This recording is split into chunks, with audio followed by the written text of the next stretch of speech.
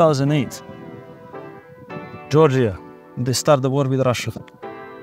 The quick war, only like 1 week was the war, but same. I mean, Tbilisi, there is bombs all over. We are running to, the airport is closed, but then the bus don't want to drive us. Then we have to go with the baggage for many kilometers until Armenia border. Walking, bro. This is one of the best questions somebody asked me lately, and this is exactly what I'm careful of, because we want our kids to be successful. Yeah.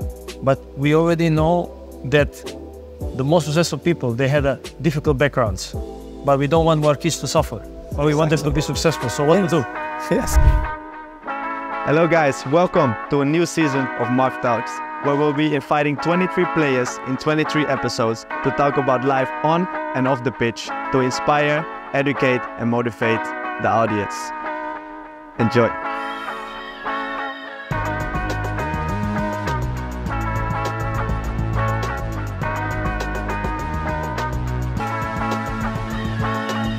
Hey guys, selamat datang di episode baru Marc Talks. Hari ini kita ada di Bali United Training Center. Dan kita ketemu dengan the one and only Spasojevic, all-time top scorer. Welcome, my man. Hello. Always good to see you. Always good to see you. Thank you. We are at your house, right? My pleasure, yes. Look at this beauty. 2 stars? These 2 stars, yeah. Amazing. Who put them there? Yeah, the team. You're not gonna get Zlatan answer, you know? No, the team effort. Come show me around a little bit. I'm impressed by the facility. Bro, I told you. Unbelievable. Unbelievable. It feels like Europe. I feel here, like in Europe, the best facilities in the world. I think this can go easily among one of them. You can see there is 8 pitches, not finished yet, and it's already look fantastic. There is an amazing gym with the ocean view. You don't see this every day. There is also lights. You can train in the night. Yeah. And there's going to be more facilities there. As the management said, there's going to be some facility like climbing in the hill or some fitness for some extra fitness exercise. Okay. And everything is perfect here. This is an unbelievable feeling also to training next to the ocean. And there is also, I heard there will be a cafe there on the tribune. And wow, it's really, really another level, to be honest. I never see this even in Europe, to be honest. And I think it's the first club in Indonesia who does this. Bro, 100%. Kita pakai bahasa Indonesia atau Inggris hari ini? Ya, sebenarnya saya lebih suka bahasa Indonesia. Saya sebagai orang Indonesia, saya suka ngomong bahasa Indonesia. Tapi kamu sudah kasih tahu ini podcast bukan cuma untuk masyarakat Indonesia, tapi juga untuk orang Belanda, untuk Eropa dan internasional. Jadi untuk kali ini, I make my exception. So we can talk English. Just a little background before I start firing questions to you, because today is all about you and I want to know more about you as a person, not just the football player. The reason why I created Marc Talks was to show the other side of the football player and show the human side of the players. Like television, football fans in Indonesia, they judge us, they know us by the person they see on TV, the person they see on Instagram. And I feel like many times the perception is not the reality, what we created. And I wanted to invite guests to talk about this. And my first question always is, who are you outside the pitch? Who is Ilija Spasojevic? Very good question. You know, I put in my mind like this. I get a lot of these questions, but I connect myself to football, to be honest. Outside of football, I still didn't experience myself. Maybe after my career.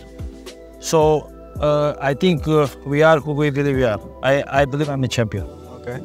So this I go. Whatever I do, I believe I will make a success, and I will become a champion. So my father was also a football player and a coach. My late father, and recently Football Federation of Montenegro published a book about his autobiography, because he was the most successful coach in Montenegro. Okay. So all my life, till childhood, I'm part of football, you know. So to be honest, I get this question a lot. Who are you outside of football? But I still didn't get the answer. I didn't get the answer. Maybe later, but I feel comfortable with the football side of me, you know. with the Spaso goal. So who are you? We can just say Spaso goal. That's what you live for. That's what you aim for. This is my DNA. Yeah. This is my DNA. I like it. I like it. It's an honest question. So bring me back to your childhood a little bit. You mentioned about your father, Montenegro. Where did you grow up, and how did those early days look like? Well, it was a lot of ups and downs. I was born in Bar, is a city on the coast of Montenegro. I live in Podgorica, is the capital. Okay. Through my father, football already was a football coach, and I have my mother is Ljeposava, and I have two brothers, Krsto, Mirko. All three of us we start play football, but I was different from the beginning. To be honest, they were more technical and tactically better, and everybody was telling these two guys are far in front of the other guy, But Okay. I have a work ethic, Okay. He's not very talented, but the work ethic is there. So I didn't pay attention. I just continue working, and at the end, in the age of 15, I left my house and go to Serbia. Okay. I went one day before my 15th birthday, like 10 September 2002. You still remember the days? I take a train. I still remember my mother waving to me, was crying and everything. It was a difficult step, but I want another challenge. I always look for challenge in my life. And then I went to Vojvodina Novi Sad. It's one of the biggest clubs in Serbia until today. Okay. And then we won the national competition. Serbia, Montenegro, we beat Partizan, we beat Red Star. It was very good. And after that, I have two spells in like Sutjeska Nikšić, back to Montenegro, and back to Serbia in Česka Pivara Čelarevo. And after that, I go to Georgia. Okay. I was 19 years old, but it was more difficult than when I went to Serbia, because Serbia is still the same language, the same culture. When I went to Georgia, I felt really lonely, man, and was very difficult. This was very difficult. From 19 years old, just by myself to another country. They even have a different letters of fantastic people. I was well received there, but I couldn't even read. I understand. Nevertheless, understood what they talk, you should have this interchange. Everybody's laughing, everybody's having fun. You are just like a mummy there. What are they talking about? I know you experienced wars when you was a kid, so I bring just a little bit back before those 19 years old to Georgia. How did those experiences shape you as a kid? That was tough, to be honest. But the first one, we have unfortunately, I don't like usually talk about this, but now it's open talk, right? So you want to know what I went through. When I was 4 years old, there was a civil war in Yugoslavia. For sure you hear about this, 1991. And then the war, I don't quite remember. I was 4 and it finished when I was 8. Okay. But you could feel the atmosphere in the countries. This is like post-war vibe, so I didn't really enjoy the childhood in that matter. But what I really remember, it's really traumatic experience. But I'd not say this as a complaining, pathetic way, but it's not. For me, what doesn't kill you make you stronger. 100%. I don't like to listen to pathetic, and I hate the victim mentality. So, but it was 1999 and the NATO bombing of Yugoslavia. That was tough, man. Novak Djokovic, the tennis champion, talk a lot about that. So why was it tough? What did you experience? Well, I tell you one scene. Like you have a scene that I remember like it happening now. Like I'm sitting in the living room in my apartment in Podgorica, and there is a news, like evening news. We all have, right? And then there is like breaking news, like the NATO planes are already on the way to Yugoslavia. The bombing starts, and then you are like, man, this is tough. And I look to my father, and the guy is relaxed watching the TV. I'm like, why he's not scared? I was shaking, and my cousins like is crying. My mother crying. Everybody's like crying. Like we are sitting there waiting for the planes to start bombing us. Crazy. So I was 11 at the time, and then that was tough, man. Then I was like, we were like, okay, let's go to the ground. There is shelters, right? Yeah. But he was like, no, we don't go. They hit us. But I was like, this guy, but this is the mentality of Balkan people. They hit us, man. We're not gonna hide, Wow. But I didn't like it at the time. Now I like it, but at the time I said, no, I want to go. Of course. But and then you can hear, I remember they told me don't go to the balcony, but I had to go, and then you can see, man, you can see like the defense, the shooting, and you can hear the planes, and you can hear the bomb like woo, around you, and then you're like, what the heck is going on? I'm just 11, 12 years old, and you know, it's not only me, but, and then this shapes you a lot, you know? This shapes you a lot. That's why now a lot of things that some people would find it difficult for me is like comparing to that experience. Yeah. It's a joke. So I don't, that's why I think in some things like a penalty in the last minute, for me it's not a problem. I don't feel the pressure. That was the pressure to survive. And it's not pressure to shoot or miss penalty or miss the chance.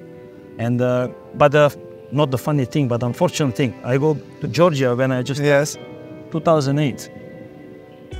Georgia, they start the war with Russia. The quick war, only like 1 week was the war, but same. I mean, Tbilisi, there is bombs all over. We are running to the airport is closed. We are running outside of the country. The foreigners and the coach was German. And then the management have meeting. Okay, the foreigners we need to as well. Like the locals, obviously have to stay, but we have to go. But then the bus don't want to drive us. Then we have to go with the baggage for many kilometers until Armenia border. Walking, bro. But really? Not full, but we go with the bus. Okay. But like 3-4 kilometers, I don't go anymore because the bomb start. So we have to walk to the border.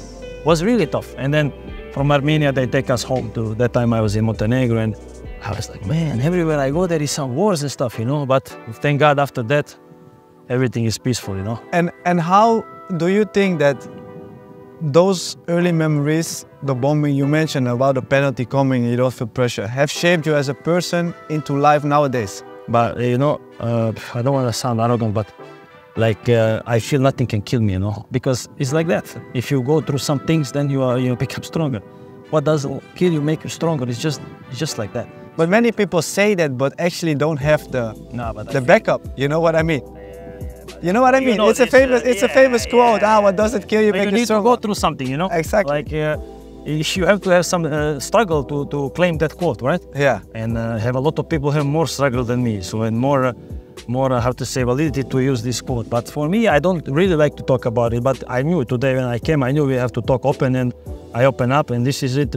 Like just recently, I have a situation with the penalty last minute, and the players coming like, how you can do it? Like I would never take it this chance, but this is, I say, because of my background, you know, because of my background, because this doesn't put me pressure, because I was fighting to survive. Yeah. It's just a game for me, you understand? But you know, like what I often feel is that we know you as a character on the pitch, or I know you as a character on the pitch, and then people know you as a character on the pitch, and they see Spaso go all over. You have this kind of, not arrogance on you, but a kind of character. And I feel like after everything you see, there is a story behind, right? Yeah. And maybe people don't know the story behind, but they judge based on what they see.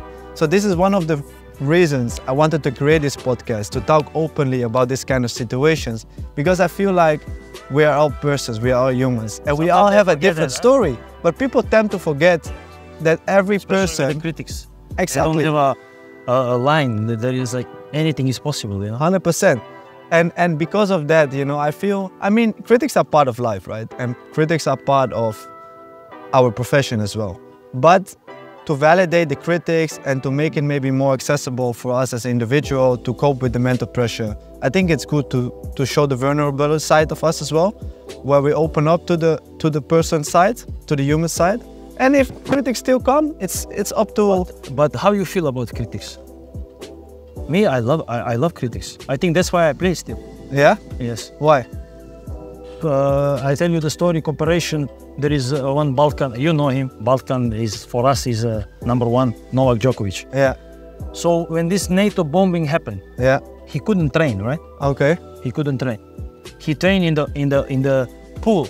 There was a pool. They take out the water, they put the net, and he was training in the pool. Wow. He couldn't train because he had to be in the closed space, right? Wow. And then he promised himself, like this is all the Western countries, like and the most powerful countries in the world. He talked about that a lot in his interviews. And then he said, I promised to myself, I'm going to beat you in my way. And he's #1. He'd win 24 Grand Slam. He's 36. He's not slowing down. Because in Serbia culture, in not Serbia, but Balkan, the Serbia-Montenegro culture, there is something in the blood they call inat. And the funny thing, you cannot translate it to English. I can't tell you in English what it means. But this is something like like you say to yourself, and you have to do it. They want to kill him, let's say, that bombing, but he swear he gonna revenge. A certain commitment to yourself. But when somebody put you down first, not only just committed, but when somebody say, Marc, you are not good enough. And then you say to yourself, all my life, I'm gonna work just to prove this guy wrong and make him suffer what he said that I'm not good enough. This is innate. Okay. And now I have to do it. I like it. When they say you cannot, then you have to. So this is also one of my life motto. When they say you cannot, so every year they give me last year of my career, oh, he's old, sudah, I cannot play. I love it. Because if they tell me I'm good, I'm the best, this is danger, my friend. You understand? You start to be comfortable. Yes. Better tell me I'm old, tell me I'm slow, tell me I'm bad, terrible player. Next game, I'm gonna tell you you are very good and you look very strong. I give too much. So, kid growing up in Montenegro, going to Georgia, what brought you to the beautiful country of Indonesia? To our country. To our country? Beautiful. Negara kita. Love it. At the time I was playing in Greece. And then my agent called me and he asked me, we have offer from Bali, my agent at the time. And then I was like, to be honest, I didn't know where it's Bali. Of course. I was always focusing on Europe. So I was like, Bali, where is that? He said, are you joking? Are you serious? I said, no, I don't know where is Bali. He say, okay, just check internet, Bali, Indonesia. But I was not, like I'm playing in Greece, you know, pretty good country for football. I was like not interested, but that night I see on YouTube the fans, the atmosphere. I was like, what is this, man? At the time. What time was that? What year? 2010. Okay. 2010. It was like at the end of 2010. And then I just felt something, you know, like I call him, I say, yeah, let's go. It's a new challenge. Okay. Let's do something, you know. And then end of 2010, I was already. That's ever said? Yes. 2010, I fly to Bali. No, sorry, 2011, 6 January. Okay. 6 January 2011. That's when that's when I arrived in Bali. That's why I say I'm born in Bali, because the first time I stepped my foot in Indonesia was in Gurara. Really? That was the moment you arrived? So this is really your home? Yeah, this is my home, I tell you. That's why I say I'm very dari Bali. I'm from Bali. KTP Bali? KTP Bali. Asli, yeah? So how was the state of the league in 2010 when you arrived? Well, how was Indonesian football in general? My agent at the time was from Germany, and a very smart guy, obviously, because he didn't tell me. But there was not a great situation with football. Okay. Because there was dualism. Did you hear about the dualism? There was the time where there was 2 first leagues. Okay. So there is one official league and one runaway league. I heard about this. So yeah, I was in the so-called runaway league, but we didn't know. It's like nobody knew. Yeah. We just arrived, we play football, and then we see there is another league. We are like, what league is this? Second league? He said, no, this is first league. No, we are first league. Yeah, we are also first league. We are like, what? Like, nobody knows what's going on. Okay. And then, yeah, I was playing 2011 for Bali Devata. It was a lot of struggle. It was a lot of struggle because, as you know, dualism never can be good. And thank God, it's done. It's done. And now I cannot even compare 13 years later the Indonesian football. Is it big different? You cannot imagine. No? Another level. This is another level. So thank God we are going really, really on the right path. That time, a lot of problem. 2011, the league called LPI stopped in the half. Imagine half season, okay, we don't play the second half of the season. And then they combined the 2 league. And then it was so much uncertainty. It was not easy to play. But again, you have to have mental strength. If you want to play football, especially football in Indonesia. In Indonesia. So don't complain, you know, it's unpredictable. But lately, everything is better and better, and I'm so happy and grateful to be here. I mean, I came in 2017, and I think I have a similar introduction to Indonesia, that someone called me and said, hey, you want to play here? And I didn't know Indonesia has football. Crazy. And this is 7 years later when you arrived. So you already went 7 years. So I cannot imagine. If I can say that. Not insult, but I'm like, I didn't have information. Yes. But to be honest, even that time they were playing good football. Okay. The atmosphere was unbelievable. Then you see, even from that time, Indonesia Super League, fantastic matches, fantastic players. was good, but of course was not covered by media in Europe. So we couldn't. How could we? True, right? true. I think that only came actually in recent years. Because even 2017, 18, No. I didn't see. Recently, people start to know about Indonesia. Also, the result are recently being better, and we paying at the Indonesian national team. First of all, is getting attention now, because you see the results are totally different. I'm gonna put a nice story on here. I never told this to anyone, but I remember we were playing since 2017 against each other, Yes. and we were always rivals on the pitch. And I always thought, like, who is this arrogant guy? You know, who is this guy? I want to kill him, you know? But we were fighting for the same objective. We are fighting for titles, we are fighting for games. And suddenly I go to national team, and I saw your name was... That was awkward, huh? I saw your name was called up, and I said, okay, it's gonna be interesting. Suddenly someone knock on my door and say, hey, I'm gonna be your roommate. And I say, fuck, what this guy coming to do? But actually... I saw it on your face, like, nah. I was like, hey, sorry, dude, you have to share the room. But actually, I'm so grateful for this moment, because it opened up you as a person, it opened up our friendship, and... Was like meant to be. Was meant to be. Remember 2021 to 22, when we play against each other and I score goals against Percy. What happened in front, before the goal? When you and me fight and you take my jersey? Yeah, I remember that I scored. Yeah. And this is enough, when I say you. Okay. Yes, man, you know? Yeah. Touch. No, you learned me a good lesson. Because I tell you something also, that you are the one for motivating us to Yeah. because you were posting this emoji of the trophy, yeah? Yeah, you learn. And since then you are the most humble guy now, huh? I mean, you have to go through the pitch, huh? Yeah, no, I mean, you have to go through experiences, and everyone has his own journey, is what I'm saying. Like, even me, you know, like I came here with nothing, and you try to make a living, you try to make up for your own past, you know, you have this, I mean, I had a certain innate in my way, not the Balkan way, but I had this hunger and the dedication to show everyone that they were wrong, you know? A lot of people, I want to say, we call it in Balkan, we call it Balkan mentality, but I see it in many people all over the world. This innate thing, and you are one of them also, that the players that I see, that they're not giving up, my friend. These guys, like, whatever happened, they keep going, and I love it. I love it. If I ever be a coach, I want the team selected of these players. Understand. It's more important than the talent. I mean, we need the talent, right? I mean, we need. But I'm never myself been the most talented person. I think Player. But yeah, because in the youth, I didn't promise. All the others were promising, to be honest, bro. All of them are finished their career now. I'm 37 in September. But they are my generation. Nobody is playing. So makes me proud also, you know. 100%. What I really admire about you is the hunger for silverware, for goals, for trophies, for, you know, to achieve things, right? What are your thoughts on that? You know, the trophies you earn, the top score, the titles. What is your thought on that? How do you see that? Well, I always wanted to be remembered. Okay. So my father passed away in 2016. Yeah. But still people talk about him. You know, he put his name in the map. Then recently, 2021 or 22, the Football Federation, as I say, published a book about him. So they're still talking about him. Every time for a coaching license, nice. CBA, Pro, they talk about him. So maybe because of that, because his name was everywhere. I was everywhere going like, oh, who is Spasojevic? Who's Spasojevic?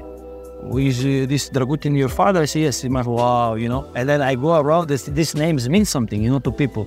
And I admire him for that. And I wanted to do that as well. But I didn't want to be in the Montenegro only. I wanted to be do it internationally. Yeah. So I need to do that. You need to have some legacy. Legacy is only about trophies. So I'm proud to say that I win 8. I win 3 in Georgia.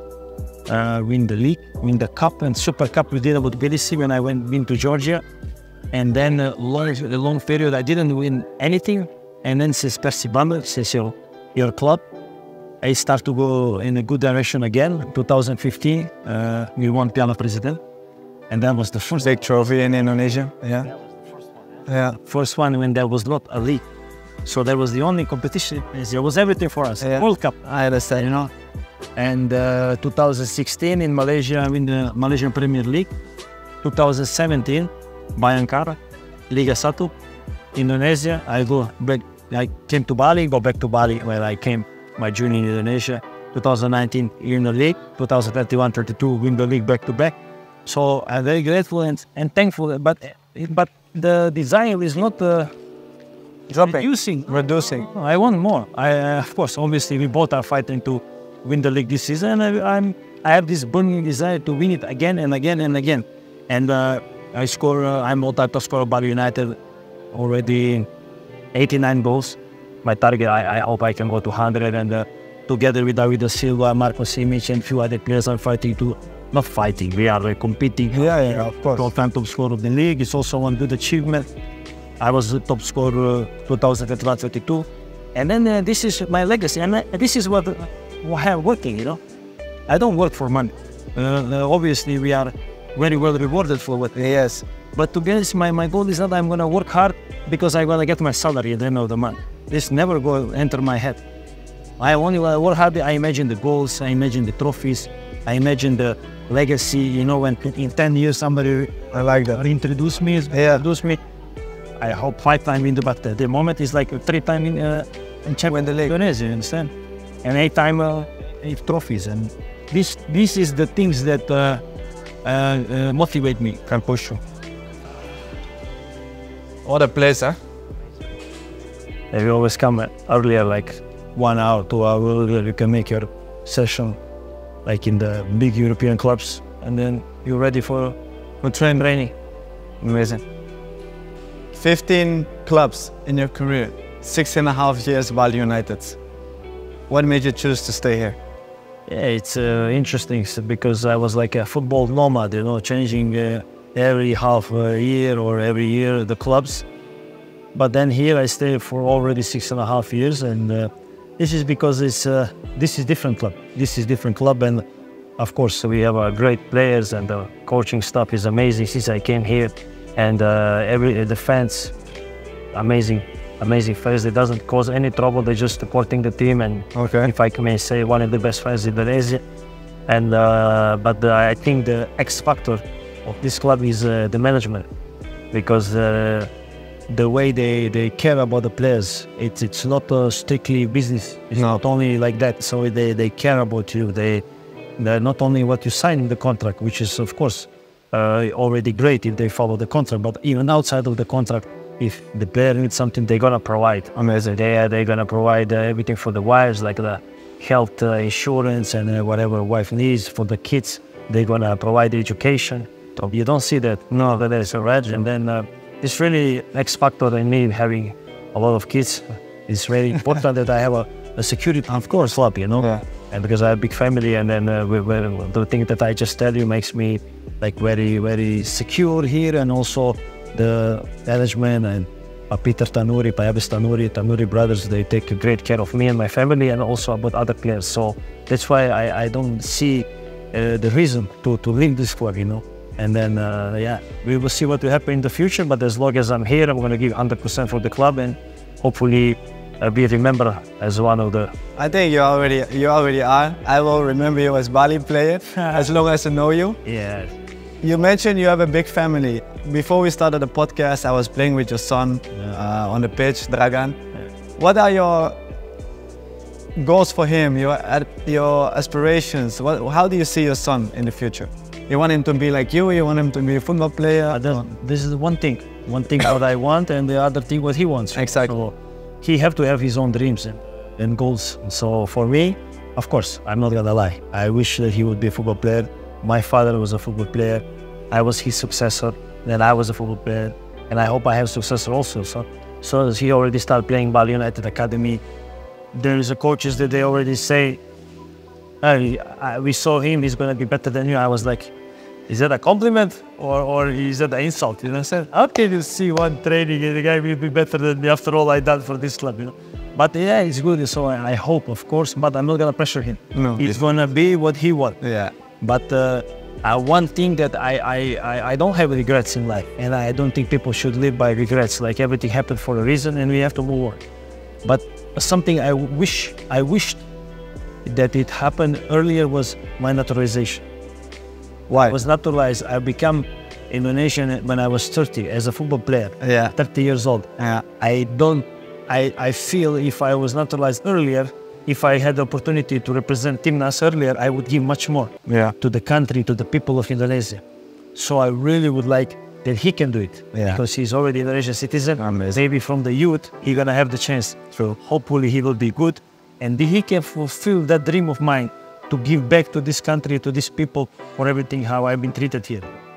How do you see the challenges you had as a little boy, the difficulties you faced in your life, projected to him fast forward? You want him to have those successes you didn't have and those challenges you have, but he don't have the same background like you. How do you look to that? This is one of the best questions somebody asked me lately, and this is exactly what I'm careful of, because we want our kids to be successful. Yeah. But we already know that the most successful people, they had difficult backgrounds, but we don't want our kids to suffer. But we want them to be successful. So what to do? Yes. So to be honest, lately I want him to suffer. I want him to suffer. So I'm pressuring him a lot, and everybody telling me you pressure him, oh, he's just a kid. No, that's not just a kid, because he have a good life, better than mine. But if you want to be better than me, you have to have a more tough life. So I'm pressuring him. He have to do everything by himself. He have to prepare for everything by himself. I don't do nothing for him. And I tell him, the number one job you need to do, you need to be independent. Don't depend on anybody. Don't depend on anybody. Sometimes I let him make his own mistakes. Yeah. I let him make his own mistakes. Like sometimes he take the wrong jersey for the training, should be red. I know there is red, but I let him wear the white. Because he have to make a mistake. Yeah. I could tell him, but then he will not learn. Yeah. So there is also like, it's very difficult to develop a mental strength in the kids who are born into a good life. Good life. Yeah.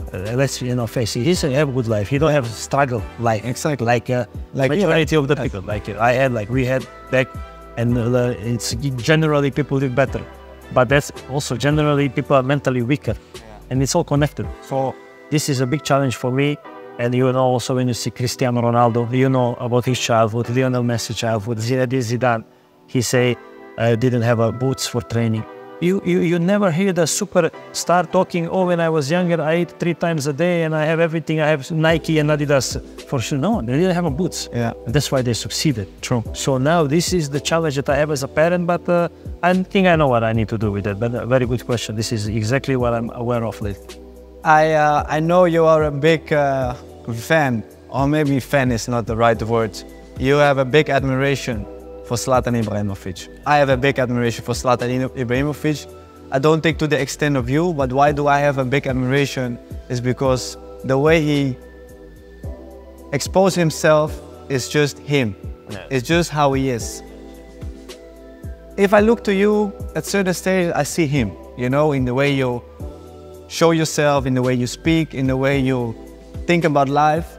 What is the reason behind this choice? Well, to be honest, why I like Zlatan, because first of all, we share the same background. He's Swedish from Balkan and Indonesian from Balkan. Yeah. During that war that I was telling, he's older than me, and I think he was more aware of a civil war. His father, he was studying in his book, he's a Bosnian, mother Croatian, and then his father was drinking a lot of alcohol, as he say. He say we never have nothing in the fridge. Yeah. He have to steal the bike to go to training. I admire him because he never gave up. Yeah. Simple as that. So, the guy never gave up. Yeah. No, there was no obstacle for this guy, and I think he's a great example for all the young kids who play football, including my kid. Yeah. So he make it easier for us to put our kids in the right direction. Just say, see Zlatan. Yeah. He was immigrant kid in Sweden with a big nose, you know, and a Balkan surname, Rahimovic. Yeah. It's not very, very popular there, right? But there was nothing that could stop this guy. So I really admire him, and what I like about him, he was never trying to be somebody else. He just wanted to be himself. Exactly. He said, for me, you don't have to be perfect. You just have to be yourself. Because then if you are yourself, then you are perfect. Yeah. Then you are you. So this is my life, let's say, motto that I go with. I don't try to be nobody else, you know. Of course, I learn a lot from you. Yeah. But I'm not trying to be you. But of course, I'm going to learn from you. I'm going to learn from everybody. But then it's going to be me, you know. Exactly. I'm not going to try to become somebody else. I'm just gonna try to become the best version of myself. So he's really authentic person, I guess. Yeah. I really value that, because what you said, you know, everyone always want to be perfect and want to show that everything is good and want to have, you know, be the best possible version of yourself, and you want to show that you have everything, and You want to show only one side of them. Zlatan, and now what you're doing also through this podcast, you're showing all sides of yourself and also of all guests that are coming to your podcast. So this is very important. Nobody is perfect. Exactly. As we talk, some players you know them on the pitch, but then the way they talk, and this is not them, you know. You're like, man, I know this guy. And when I was a kid, or even maybe 2-3 years ago, I will validate weakness as being weak, because that's what we've been taught, that's what we've been grown up. But now, by showing weakness, I think that's strength. Yes, 100%. Because you open yourself up to weakness, and you need to be strong to do. and you need to be strong to do that. So for me, I learned that, you know, along the way, and I hope with this podcast, with this talk, that, you know, we can inspire and motivate others to do so, because it's not a bad thing or a weak thing, you know. Definitely. I totally agree. That's why I came here, and I really support this podcast and this movement that you are doing. And I see a lot of players already, and star players in Indonesia, they're opening themselves. This is great. This is great. We need to continue in this way. Well, if you have one message for your younger self, what would it be? For Ilija Spasojevic. But to be honest, there is, like I say, like the message that was me, that I was being followed. I follow this message, like never give up. Like many times everything looks like going to hell. But I don't like politics, but there is one former British Prime Minister, Winston Churchill, maybe you heard about him. And there is a quote, if you're going through hell, keep going. I was like, wow. So whatever happened, you just keep going. And this is the message that I gave when I was young, but I follow it until this day. So many people have like message that they didn't follow, but I don't have anything that I wish I could do. I really like because my father always put me in my head, in the head. He say, there can be better than you. It can be better, can be fast, can be taller, but nobody ever can work more than you. So that was my mentality. I don't know, man. The God give us the qualities and the talents. True. The God give us height.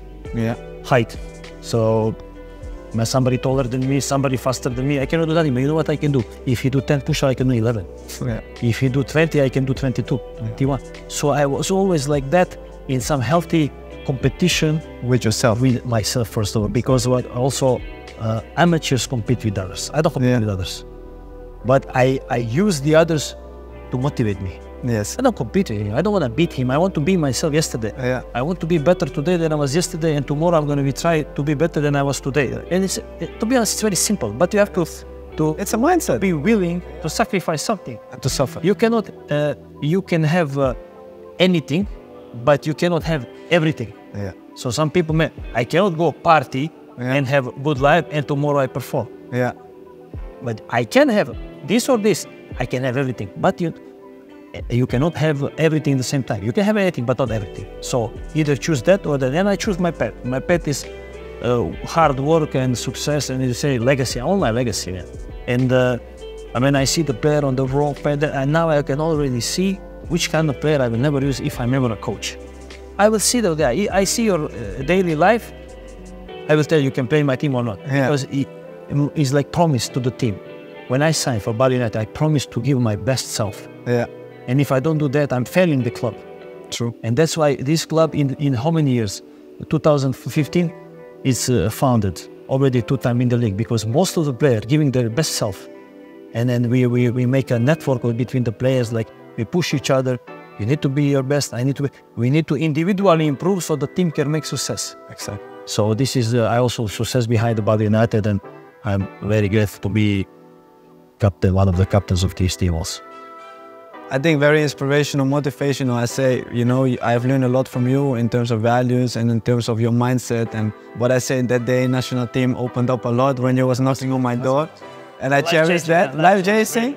A lot of big change also for me, I have to tell you. You changed me also, and that was funny, bro. I changed you, and you changed me in totally different way. Exactly. Like we completed each other in a sense. Since that moment, I work more, because I thought I'm working more, and you are very well known as a hard worker. I thought I'm running a lot in the game, but then I see your GPS. I'm like, no, I need to improve. But this is the thing that healthy competition. Yes, exactly. And this is what we need. I want you give me another level, So that's why you need to surround yourself with the right people. 100%. You are who you hang out with. Exactly. Every time I'm with you, I find myself more productive. Yeah. And there is some things that we are different, Some things that inspire you don't need to inspire me, and the other way. 100%. But we complete each other, and that they really national team that weeks. And that was amazing. It was amazing. Yeah. And we were training here actually. So it's funny that there was nothing here. Huh? No, it was nothing here. It was just 2 people. Yes. But that's why I wanted to do it at this place, to bring back those memories. I want to thank you for today. I think you guys also very inspirational talks from the one and only Spasojevic. Spaso go, I have to say. We're gonna meet each other soon, I think, in the playoffs. Yeah, so I'm gonna tell you. All looks very friendly, but if they watch the game after, I'm gonna smash you from behind. I'm gonna tell you that you look great, that you are a top player, and that you're sure. No, I'm not gonna. Thank you. Thank you, guys, and I wish you good luck with this podcast. And I love what you do, bro. You're a game changer. Thank you. Cheers. Ciao.